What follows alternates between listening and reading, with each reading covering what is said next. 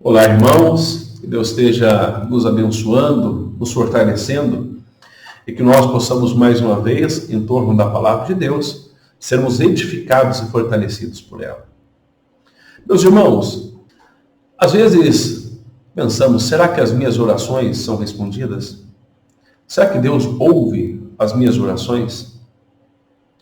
Eu tenho certeza, pela palavra de Deus, que Deus ouve e atende as nossas orações. Ele responde realmente às nossas orações e está atento a todas as nossas necessidades. Eu sei que Deus está atento, porque a sua palavra fala que Deus se inclina para nós. Lá no Salmo de 116, ele diz isso. Mas uma coisa que eu queria que os irmãos refletissem é: você está atento à vontade de Deus? Você sabe, de fato, qual é a vontade de Deus para a sua vida? Quando você ora e faz os seus pedidos, você considera os seus pedidos segundo a vontade de Deus? Uma das coisas que devemos saber é que a vontade de Deus, ela é boa, agradável e perfeita. Como diz lá o apóstolo Paulo em Romanos, capítulo 12, o verso 1 e 2, rogo-vos, pois, irmãos, pelas misericórdias de Deus, que apresenteis o vosso corpo por sacrifício vivo, santo e agradável a Deus, que é o vosso culto racional. E não vos conformeis com este século, mas transformai-vos pela renovação da vossa mente, para que experimenteis qual seja a boa, agradável e perfeita vontade de Deus. Você quer experimentar qual é a boa, perfeita e agradável vontade de Deus?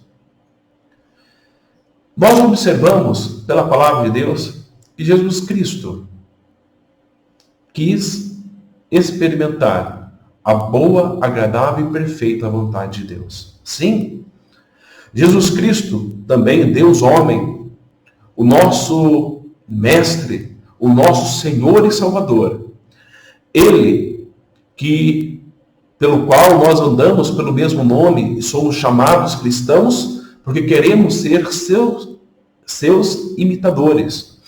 O que nós observamos em Cristo?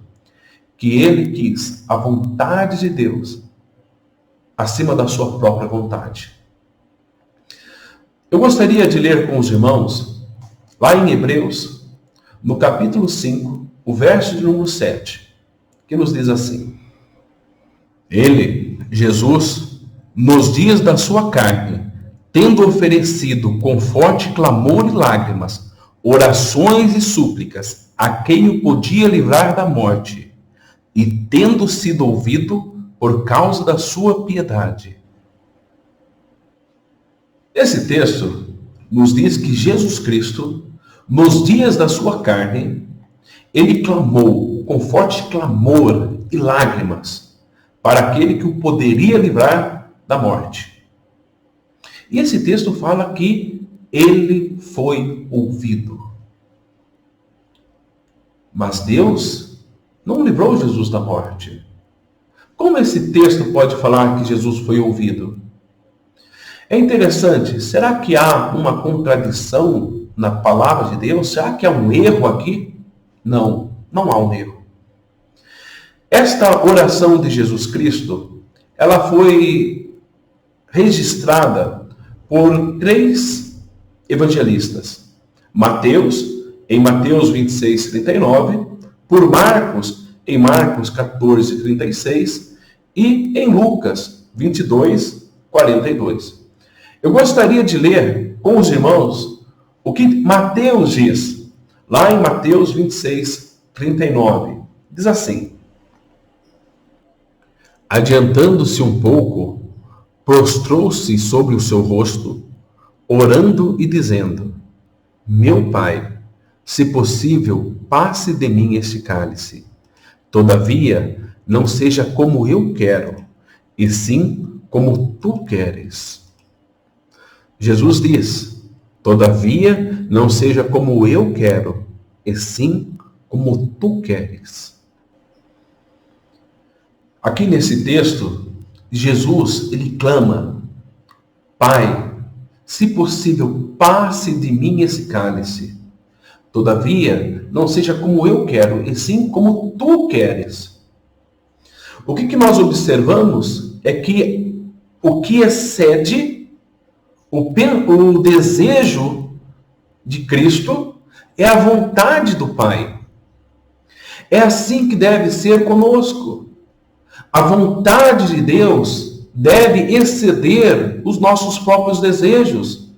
As nossas necessidades devem ser postas diante de Deus, para que Ele faça a sua vontade na nossa vida.